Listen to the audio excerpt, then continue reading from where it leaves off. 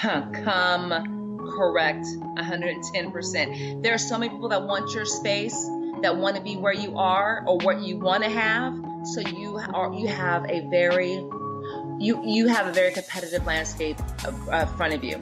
So you have to work harder than the person to your left and your right. I think Puff Daddy said, P. Diddy said, and a few others have said, you will never outwork me. And it's not about always how smart you are, it's how hard you work. So get ready, strap those boots up and get ready to get knee deep in work if you want to succeed. And you can't be passive. Listen, passiveness will get you nowhere. You gotta go hard for what you want. Hi, my name is Mahisha Dellinger, and you're now listening to School's Over, Now What? With Shawn Anthony.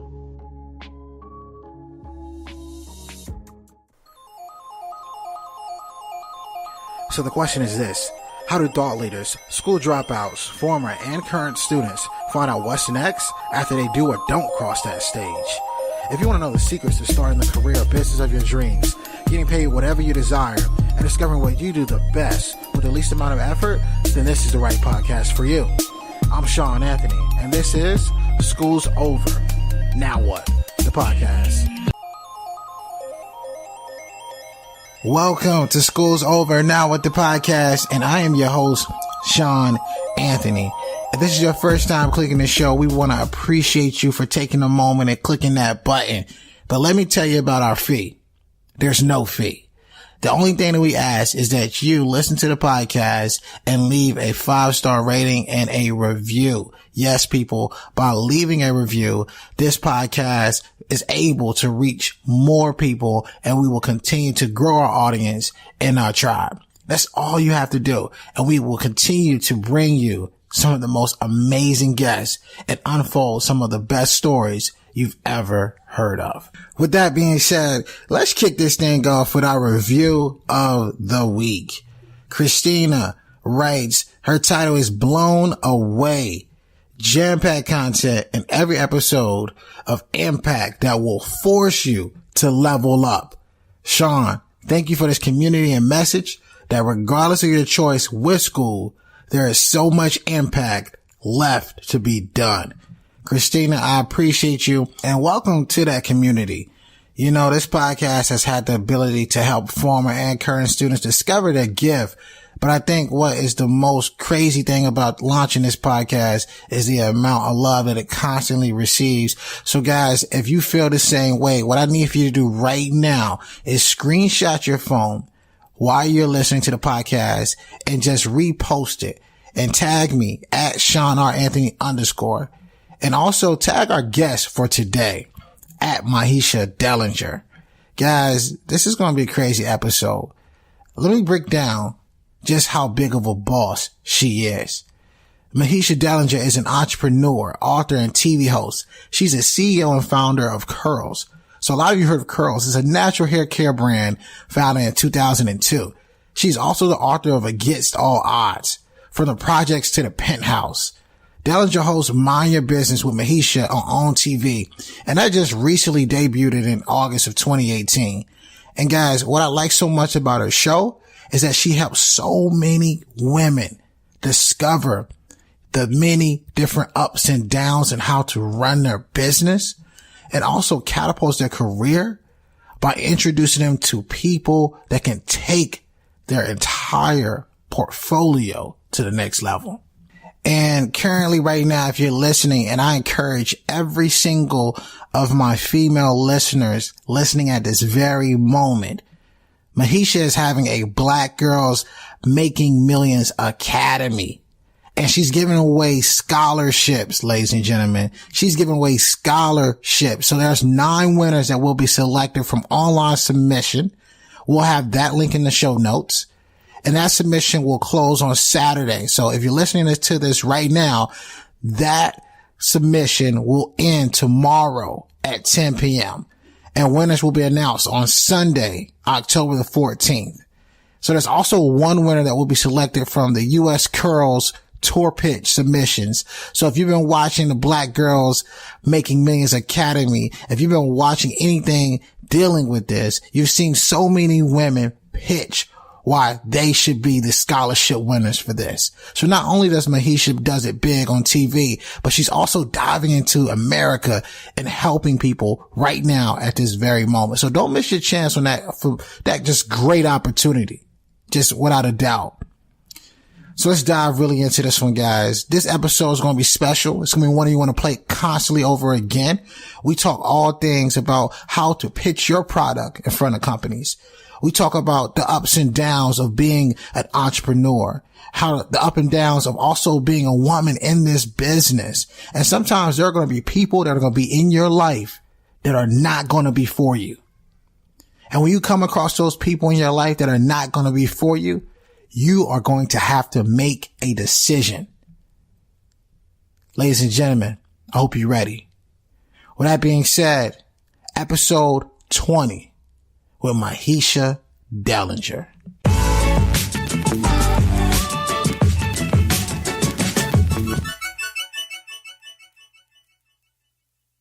First off, we want to welcome you guys to School's Over Now at the podcast. And I am here with the one and only Mahisha Dellinger. How are you doing today? Very good. Thank you. Thank you. I am excited for this one. I mean, you're a best-selling author. You have amazing products. And we have had a lot of people here on the podcast.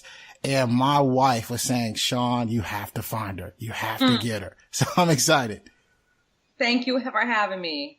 This is going to be good. So I know this all takes time to kind of build and, get to the level that you definitely have, taken yourself to. So I got to ask, could you take me back to the beginning? Like, where did this all start for you? So are we talking curls or what beginning? Let's go beyond the curls. Let's go back to like your hometown and you trying to figure out just life in general growing up in early childhood. Yeah, so I grew up in an area called Meadowview, which was dubbed Danger Island. I was notorious for gang activity, drugs, drive-bys, everything you can imagine. Craziness, even home invasions. My brother was a Meadowview Blood who got caught up with the Meadowview Crips on many occasions and had our house shot up. And he started selling crack at an early age, and there were just a lot of him and back and forth and jail, juvenile hall, and seeing the generational cycles of poverty that existed in my neighborhood, in my community, in my family. It was just normal. A lot of my friends were pregnant by 15, and some of their brothers didn't make it to see 18. You saw a lot of single parent homes. A lot of times I had two different friends of mine whose mothers abandoned them because they were hooked on crack cocaine that wind up coming to stay with us at two different times. Mom kind of brought in people as needed. So this was just a horrific place to even see or believe in a future beyond. It just really was a place that killed dreams. So you're in this place that's killing dreams, and your brother was involved with all this gang activity. What were some of the activities or things that you were doing to kind of escape that? Well, one thing I did differently, no one finished high school in my family, much less college. So the first thing I did was I finished high school. My mom bused me to a different school out of our neighborhood. And so I got a good education, finished high school, did well, went on to college. But I just worked hard and I kept myself busy. I was a very independent child that was self-motivated. And so that propelled my choices too. I was able to determine early on that I wanted a different life. Man. So you determined that you wanted a different life and you make it through high school, right? And I want to jump back just a step. Like when you were in high school, what were some of like those subjects or those lessons just in general from a student standpoint that really started to catch your attention? What started to catch my attention about what aspect? As when you were a student and you go back to like just learning in high school, what subject matters was, speaking to you? Well, the biggest subject matter, what I was interested in for studying abroad and beyond, I really was interested in marketing and business at an early age. And originally I wanted to be an attorney. But that was my initial goal. But then I moved into marketing, and then from there my desire I became interested in business and prosperity. So I shift gears throughout my education. Wow. So when you go through high school and you graduate high school, like how did you figure out, okay, I want to go to this school or this university, and like what were your options? Well, my plan was to go to Spelman. And since I didn't have the funds, my plan was to start with the junior college for 2 years and then go to Spelman. And I had family in Atlanta that was going to let me use their address, so I wouldn't have to pay the out-of-state fees. So by that second year mark, though, when I was going to transfer, I wind up having a child. And so that shifted that whole plan. I wasn't devastated that I was having a child, because obviously it was a decision that happened. So I had to reap take care of the responsibility that was before me. But it changed my path. I had to stay in Sacramento and go to Sacramento State University, California State University, Sacramento. I had to stay home because I needed my mom to help me, keep my daughter while I went to night school until she got old enough for me to send or leave in a daycare. So that prolonged my education. I did go a much longer, of course, because at night you only take so many courses. My mom enabled me to do so by just helping. She was there to keep her every single night for me. So that was a shift. And then she gave me the drive once I saw her living, breathing child that depended on me for everything. She was like my muse to make sure that I gave her an amazing life and different legacy. So she became like the purpose. Wow. She became your blessing. Sometimes, like, especially, I'm glad you shared that story with us. A lot of times things happen in your life and they don't go exactly how, you had it planned and mapped out. And then something like this happens and it shifts your whole focus. It shifts your whole identity. And it sounds like for you, it built a hunger inside of you. It did. And I say this all the time. Coming from nothing, it gives you when you're at the bottom of the barrel and you're trying to scrape yourself out of that bottom of the barrel, it creates two different people, either someone that wallows in it and concedes to it, or one that really moves forward past it and succeeds. So you either concede or succeed. And I decided I wanted to succeed, and I did it by any means necessary. I was thirsty. I had the perseverance, determination, everything. I'm like, I'm going to shift things. Man. So then you have this new hunger, right? You have this new desire. What was the first thing you said to yourself you had to do to provide that lifestyle for this new baby in your life? Well, the first thing I knew I had to do once I had her midway through school, it wasn't if I finished college, it was when. I knew education was going to be the key to my changing and moving forward my destiny for her and her legacy. So it wasn't if, it was when. So I mapped out a plan. I feel like if you failing a plan is planning to fail. Hands down, I'll say that. So I mapped out a plan. I'm like, okay, so I will go night school every single night until she's 2, and then she can go to daycare. Once she's in daycare, then I can go back to daytime. And that's what I did. And so I worked part-time Monday through Friday while she was in school or preschool. I did part-time and school and mixed it up and did as much as I could. I just really, did everything I need to do. And my mom would come home early. She had to leave an hour earlier. I had to start school at 5:30. She had to be home by 5 so I can leave and be at school on time. And she did that, and she watched my baby for about 2 years, every night. Man. So you definitely had that support system. So I'm glad we're tracking this. Like you get the support system and you started to game plan on, okay, this is when I'm going to graduate school. So you get to the point, right? And you graduate college. Like your thought process, like what did you graduate? So everyone that's listening right now, what was your degree? I was this, business administration and concentration in marketing.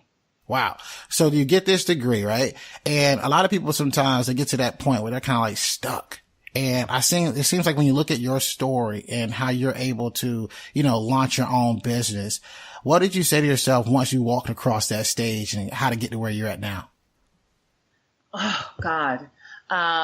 What would I say to myself or the next person? No, to yourself. Like when you walked across that stage with your degree in hand, what was, cause you got one goal in your mind, right? Your goal was to, graduate college, you do it. And then you have to set yourself a new goal. What was that? My new goal, and it's so funny, I had a visual when you said that. The picture, my daughter was with me and I was in a cap and gown and I was holding her hand, looking down at her. And it was like, that was, okay, the feeling was, wow, okay, I made my first step, my first goal. She witnessed it. She was like 3 or 4. And then from there, I was like, okay, now what? Now I have this, and I have this corporate job at Intel. My thought was, I'm going to rock it out. I'm going to go to the top of the food chain. I'm going to retire at Intel. I was so juiced. I was so excited to be even employed there because it's a very prestigious company and very hard to get into. And so I felt, okay, now it's time to make my mark, because before I was an intern there. And after I graduated, right before I graduated, I had 2 job offers inside Intel. So at that point I thought, life is gravy, beautiful benefits, amazing company, great stock options. Back then the stock was on fire. And I'm going to just, rise up the ranks. And then I had one amazing manager, and then I moved to another department because at Intel, they suggest that you move every 18 months. They want you to learn more about each part of the business. So as in true Intel fashion, I moved several times, learning different parts of the business. And I came across this man who was hell-bent on getting rid of me for no other reason besides the color of my skin. I was a star performer, first one in, last one out, was working really hard to do everything they said to do to make it to the top. I had a mentor that was at the top. I presented before the board and joined different organizations to make sure they saw me active and visible, performed, and my job itself. I was the first one to finish every single, anything that they required us to start, any new projects, requirements, trainings. I was always the first to complete it. I want to make my mark. And he decided to put me on a corrective action plan. And that was Intel's way of getting rid of someone in 6 months. Wow. So he had a path to get rid of me. And I'm a young single mother without someone I can fall back on. I am not married. My mom does not have money. I'm doing it for us. And in that moment, I was incredibly stressed when I got that plan. He sent me down for a conference call or meeting, and he presented this plan to me. And I remember just crying and being so upset because I was so, into this company. So what happened, 6 months, every month, every day you go in with this fear of today, is he going to get rid of me today? Because in true form, he could just let me go because I was on a corrective action plan. But I prayed and I said, God, can you please remove this man? He's blocking me. I would interview in different departments. He would bash my name when they would call. Outside of Intel, bash my name when they called. And I could not escape this man. I was trying to get out of it. And I asked God to remove him.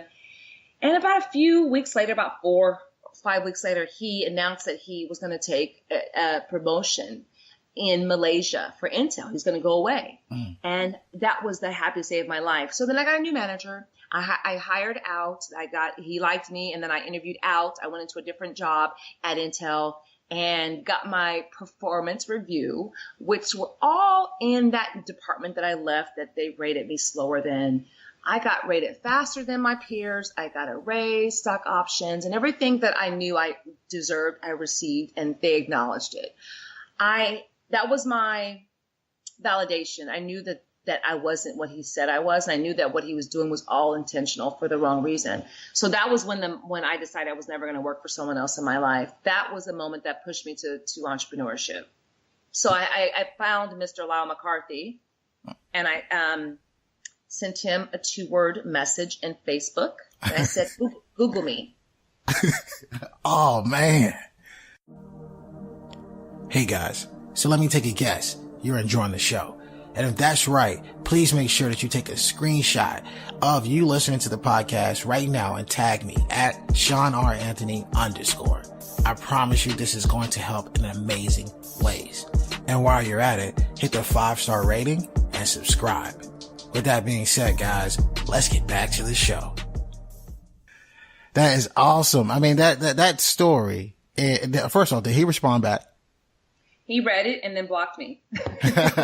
Well, he can't now he can't go hardly anywhere or cut his TV on without seeing your face. So I hope if he's listening or if he's anywhere still around, he knows the person that you are continually becoming, which is amazing. First off, thank you for sharing that story.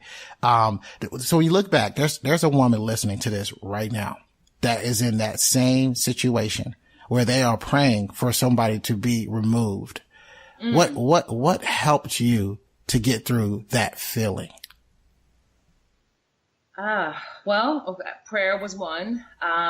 But just, I'm trying to go think back to the feeling. I remember the praying was the biggest piece for me. There was nothing that was tangible in the sense of reading a book or speaking to someone. No, it was really prayer and my determination. That was what got me through. I felt like my back was against the wall and I was determined not to let him control my destiny. So I would say prayer and determination is what got me through.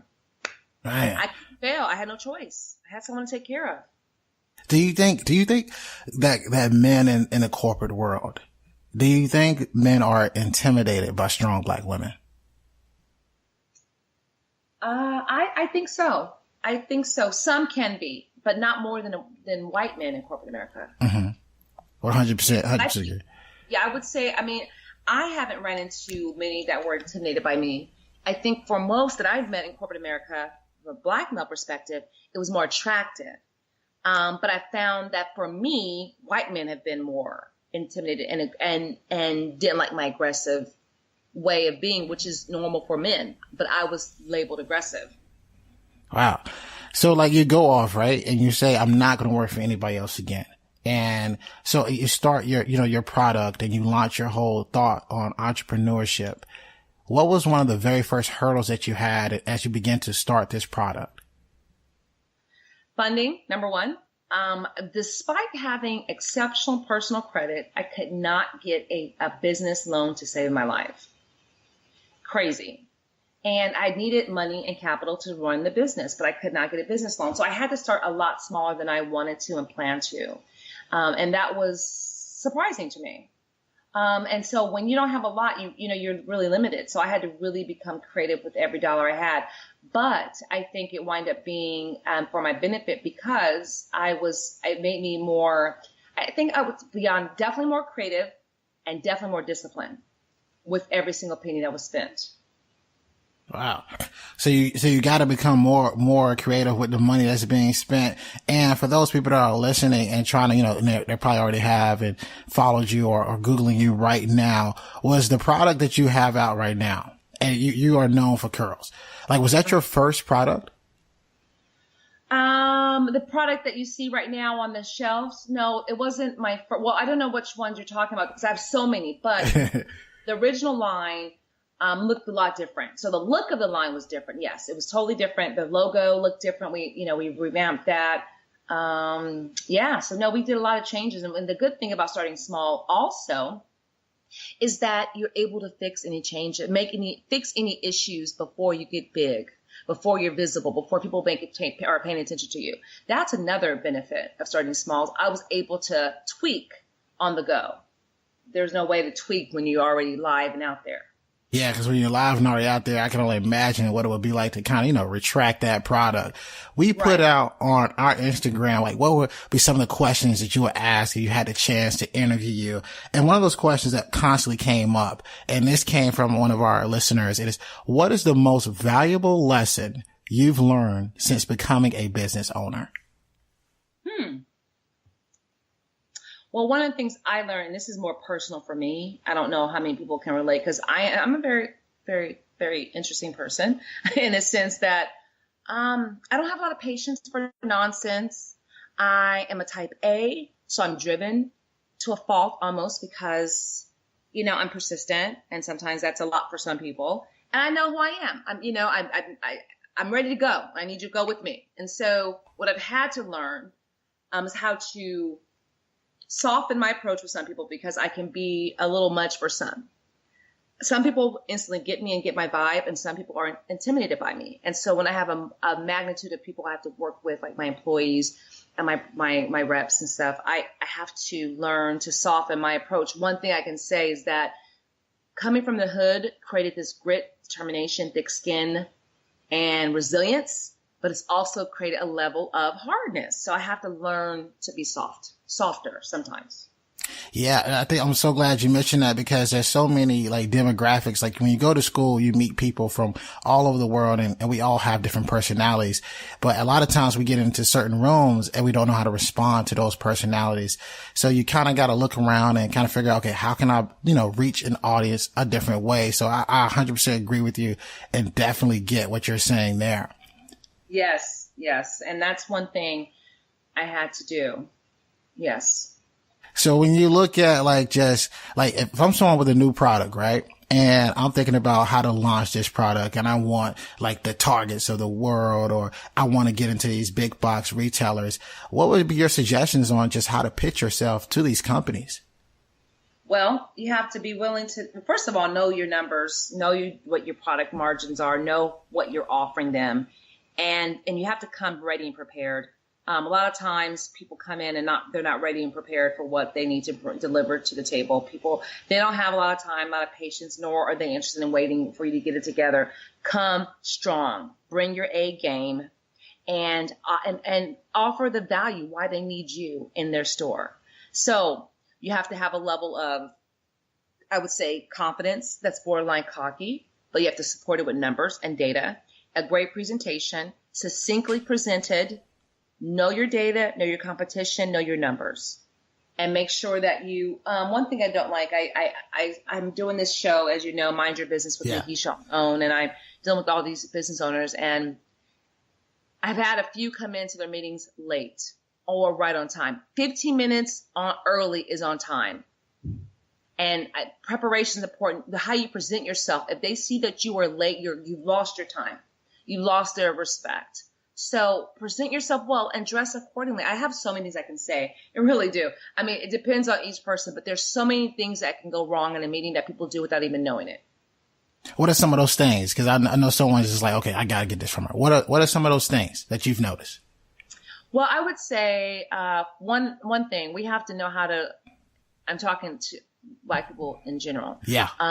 How to engage with most of the people that are at the table that are making decisions are not going to be Black. So you need to learn how to engage that person, create a relationship with that person, and do so in a professional way. Sometimes we don't comfortably know how to navigate that world that's different from ours. So fake it till you make it, okay? Fake the funk. You have to at least try. But they look at us, some, not everyone, as less than, right? So they're going to expect you to be less engaging, less sophisticated, less intelligent. Watch your words. Do not use any slang. Please watch your grammar. Shake their hand firmly, look them in their eye, and have small talk. Small talk is very important that we also need to learn. Small talk. Before you jump into the numbers, they want to know who you are. They want to know who you are. What are you up to? Hi, Pam. How are you?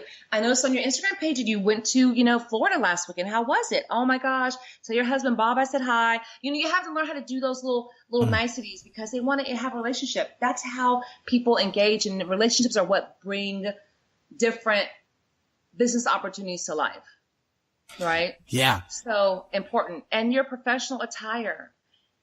Listen, no one wants to see your boobs and your butt in an interview or a meeting with Target. Like, keep that separate and wrap it all up and look professional. Slick your hair back. And I'm a natural hair proponent. And when we're talking about hair, bring it. Bring your hair big, out, full, fluffy, all of that. But if you're in a regular meeting, I would say, have natural makeup. Keep it light. We don't want to distract them. Everything that can be a distraction, and this may sound a little old, but honestly, you're going to be dealing with a lot of older people. And so while it might not be right, you want to get past point A, sometimes you got to be a chameleon and follow the lead. Man. And it makes sense though, because at the end of the day, you want to stand out, but you want to stand out, to your point, for all of the right reasons. Yeah. Yes. And here's the deal. It may not be right. It's not fair. But if you want to, sometimes you have to blend to get it. And then once you get there, then, you start testing the waters, but you can't just go in expecting to be an advocate for us until you get yourself at the table. Get your seat at the table before you can help someone else come in to the room. So you're not going to get in the room if you are being someone that's an adversary to them. So that's one thing I had to learn. Okay. So navigate, become a chameleon. and create relationships. That's important. Yeah, you got to create those relationships. And what I like about what you just said is that people don't realize just how much a value small talk just gains you in a level of engagement. Yes. And every single meeting, there's always a bunch of small talk. And on my meetings, and we're laughing. And then we get into business. And these relationships that have been built enable me to take other people to meetings. I'm sure they're sick of hearing someone I have for them to meet, but I'm able to bring businesses to them, to my partners. Man, and that just goes to like one thing I noticed, because I've been watching your show, and I think I watched 5 episodes of your show. So you guys, if you don't know this already, please check out her show on the OWN Network, Mind Your Business. I have been watching your show, and the collaboration that you bring, so someone could be completely like in the middle of struggling, giving up, and it's like you watch what they are capable of doing. If they're willing to go to that next level, you're willing to then introduce them to somebody that could change their life. And I just think it's magical. Yes, and very important. Very important. So here's a question we ask every single person that's on this podcast. And I gotta ask you, what advice would you give that person who is either in school currently right now, or whether they dropped out and they're a former college student, that was asking themselves the question of this podcast: school's over, now what? What advice would Mahisha Dellinger give for that person? Come correct. 110%. There are so many people that want your space, that want to be where you are or what you want to have. So you have a very competitive landscape in front of you. So you have to work harder than the person to your left and your right. I think Puff Daddy said, P. Diddy said, and a few others have said, you will never outwork me. And it's not about always how smart you are. It's how hard you work. So get ready, strap those boots up, and get ready to get knee deep in work if you want to succeed. And you can't be passive. Listen, passiveness will get you nowhere. You got to go hard for what you want. And that doesn't mean do anything unethically or taking advantage of anyone. I'm not a fan of doing either of those, because I believe in karma and getting what you put, reaping what you sow. But that you can still be aggressive, assertive, and intentional about your goals. And that's what it's going to require for you to just make it past the person to your left and your right. So go for it, go hard, and work harder than the person to your left and your right. Man, that was awesome. And I appreciate you. And you, when you mean go harder than that person that's on your left and your right, that truly means, guys, that you're out there listening, there's no better you than you. And you gotta stand up for yourself, and you gotta go harder than ever if this is something that you truly want. I appreciate you so much for being on the podcast. Absolutely. Thank you for having me. Always. And for those guys that are out there listening, always remember, dream it, believe it, go out and get it. Yo, what you think? I hope you enjoyed today's episode. I want to know what you learned. So if you wouldn't mind, would you take a screenshot of you listening to the podcast on your phone right now?